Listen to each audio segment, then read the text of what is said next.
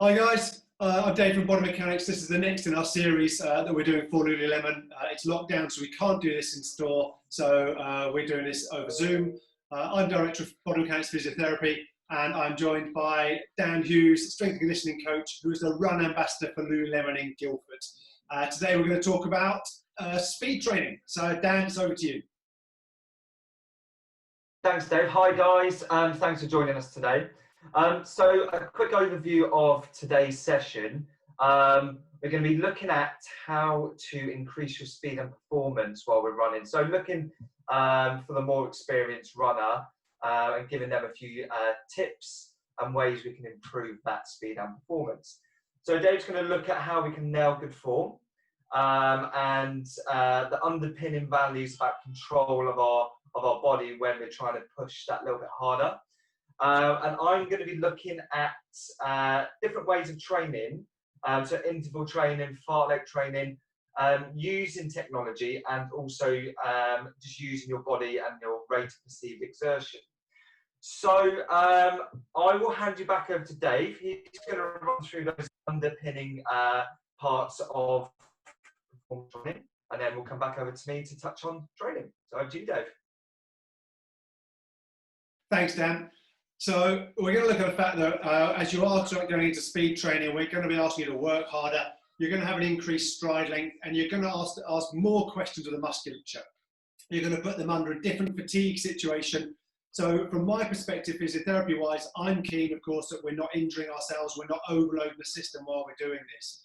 So the principles I'm going to ask you to practice in conjunction with this, but also prior to this as well, is I want you to practice controlling those one legs, so controlling on one leg as you land. I want you to increase your lunge length, practice lunges, practice long lunges, slow, controlled, getting the knee going directly over the top of the foot.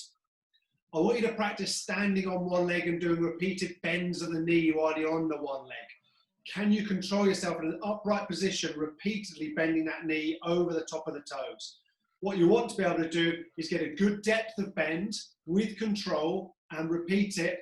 3 sets of 10 is always a good benchmark. If you can do 3 sets of 10 repetitions of a deep one knee bend, 3 sets of 10 repetitions of a long lunge controlled on both sides, you're in a pretty good space. We've talked briefly before about upper body. We're talking range of movement today. Can we make sure that you've got the full range of movement to increase that stride length, to get those arms pumping as hard as you possibly can? So while I do want you to have a think about your upper body, again, it's primarily the test we've talked about before, taking one arm backwards, the other arm backwards. Can we make sure that we're moving well enough through the upper body to incorporate an increase in speed and increase in power? We're looking at hip mobility. We've talked about this before. Turning the feet so that they point each other, turn the feet so they point away from each other. Do you need to do some spiky ball or lacrosse or cricket ball releasing of the back of the hips on both sides to make sure you've got good movement through the hips? And have you got the movement at the ankle? So if you're bending at the knee and bending the front of the ankle, do you go far enough? If you're going into a squat, is it symmetrical? If you do a classical calf stretch, so you're holding onto the wall with your hands, straight leg at the back, heel on the ground, take the torso forward, bend the front leg, stretching out the calf muscle. Does it feel the same on both sides? Do they need stretching on one side more than the other? We've got to make sure that we've got good range of movement on both sides and good control on both sides. Otherwise, as you do start to inject some of this power and pace into your training, there is the possibility that you're inducing a twist and a poor loading force through one of the joints in the system.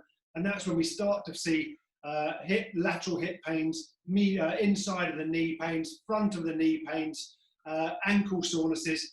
So I'm certainly not saying don't do it, and I'm going to encourage you to go and do it. And Dan's going to talk about how to incorporate it into your training. I'm just going to say do it safely and do think about the control of your body systems prior to putting this into your training program. Let's make sure that you can control yourself. Lunges on both sides, lunge walking as well, one lunge followed by another, standing on one leg, repeated knee bends, turn that into a hop. Can you control a hop? Are you happy controlling the hop?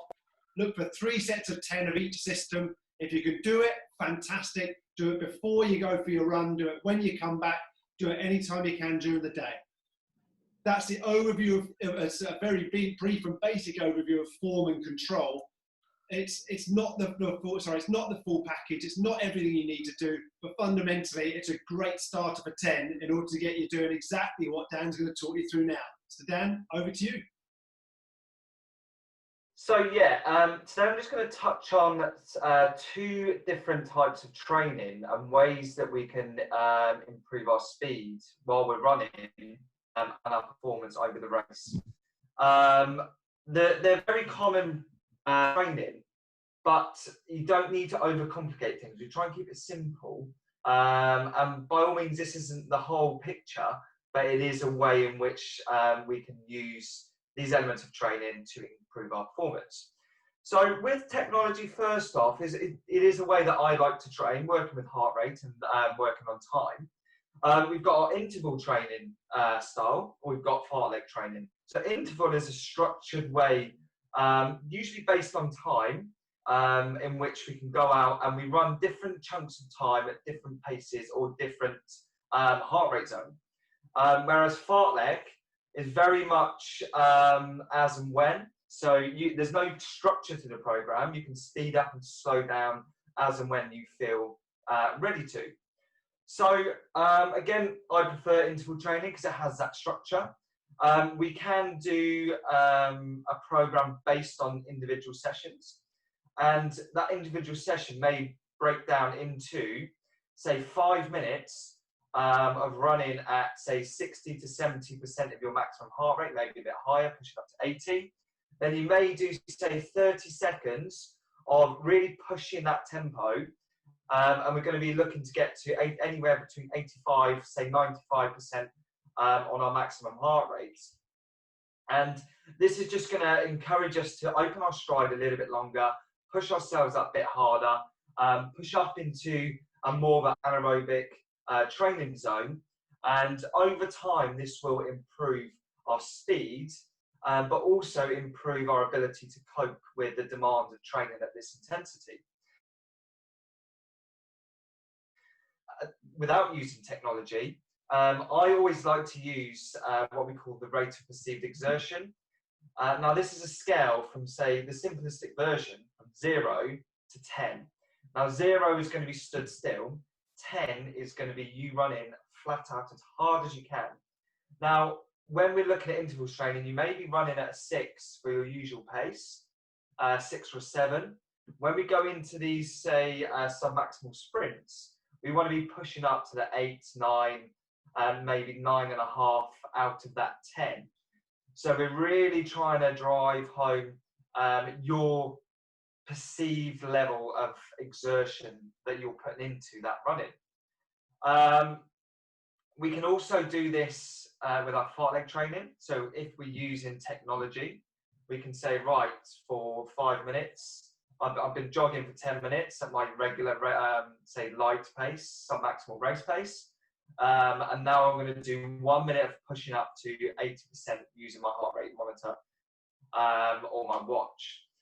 And again, you're just going to sort of play that by ear. If you can't do the 30 seconds, you're just going to recover it back down. If you're feeling good and you think, I'm going to push this a bit harder now, you're just going to push that tempo for, say, 45 seconds. With the fartlek training, and if we're not using our heart rate monitor, we can just use that rate of perceived exertion. And again, we're going to be basing that on, say, I'm going to run 1 mile where it's going to be 6 or 7 out of 10 rate of perceived exertion. Then I'm going to run 250 meters at, say, 8 out of 10. Then if you want to really push that tempo a little bit more, you can say run 100 meters as hard as you can. So there's different ways in which we're going to train those systems, hopefully improving our speed and our pace, but also being able to work with that demand and tolerate that demand of working at those higher training zones. So again, it's not the whole picture. It's a way of increasing our performance and our speed using those training methods.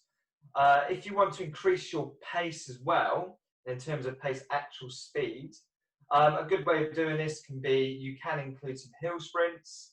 It's going to strengthen the legs. You can actually include running downhill relatively fast, because obviously gravity is going to help you going downhill.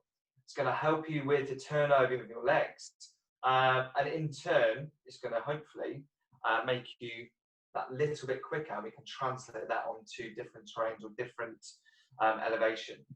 So that's the way in which I like to program my sessions. And for my clients, I will program generally based on heart rate and using technology. But a lot of people just like to go on how they feel. So maybe just using fartlek training with that rate of perceived exertion, that 0 to 10 scale.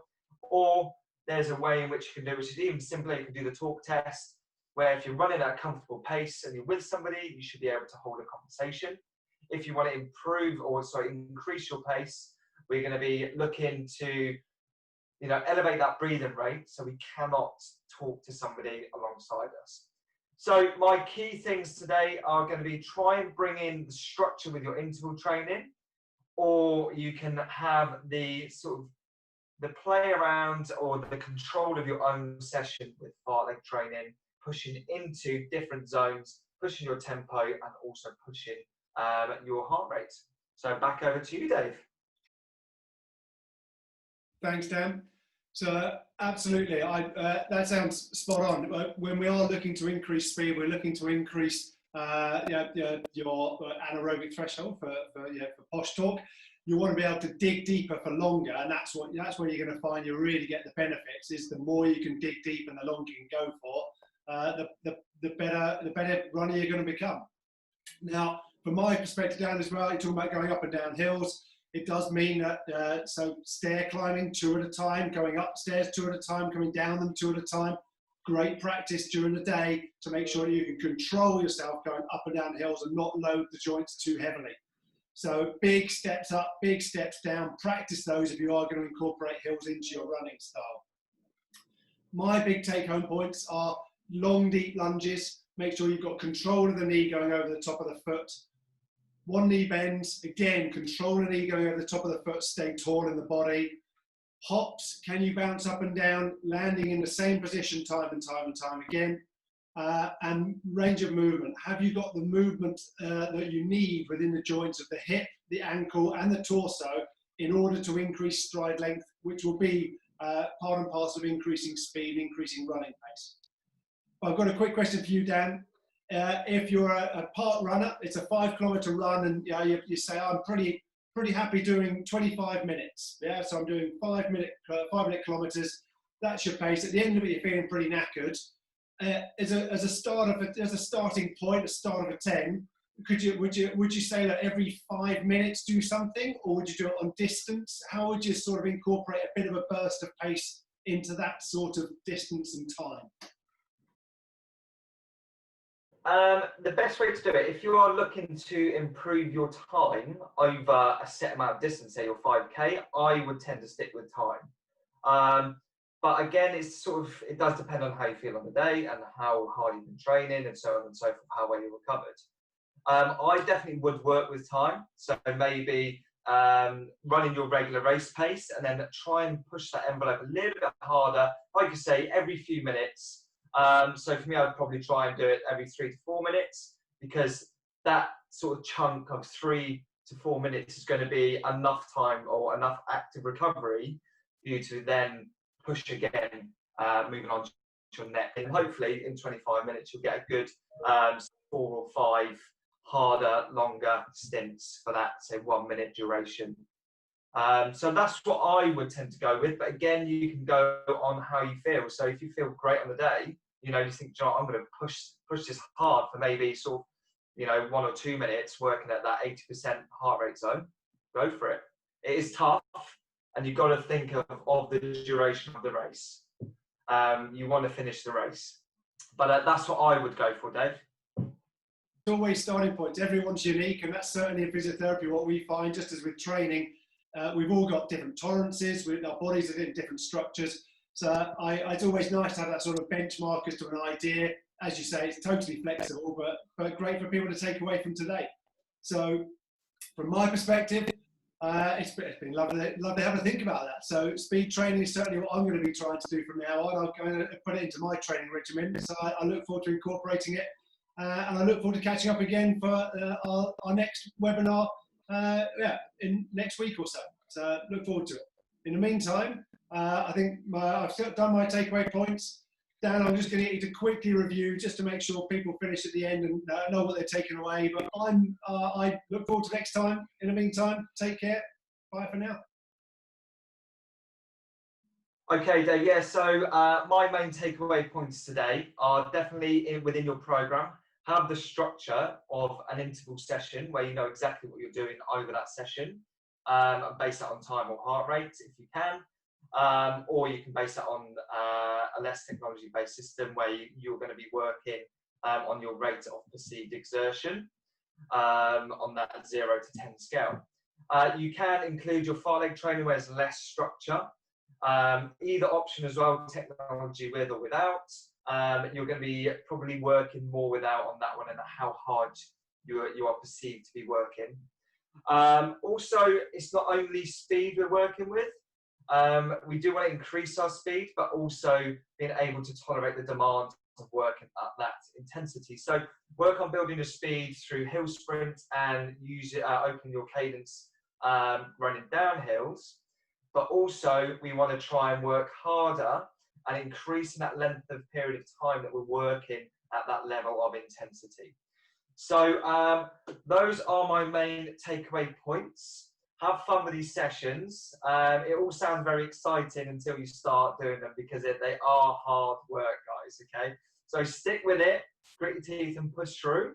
But for me, that's bye, and I shall see you all next week for our 5th instalment of our Lululemon Run series.